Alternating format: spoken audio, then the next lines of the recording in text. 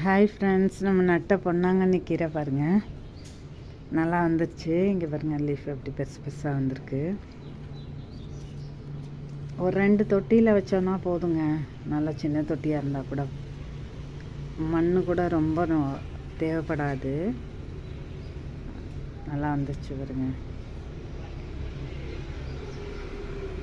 கீரையெல்லாம் இங்கே கிடைக்காது, இந்த பொன்னாங்கண்ணி கீரையெல்லாம். அதனால தான் எதெல்லாம் கிடைக்காதோ அதெல்லாம் வளர்ப்போம் அப்படின்னு சொல்லிட்டு கீரை வகைகளாக வளர்க்குறேன். பாருங்க, நல்லா வந்திருக்கு.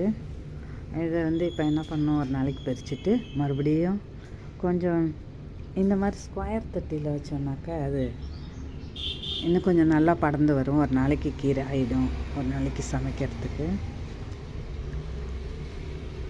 நல்லா இருக்கா. பாருங்கள், எல்லாம் எவ்வளோ பெருசு பெருசாக கீரை வந்திருக்குன்னு.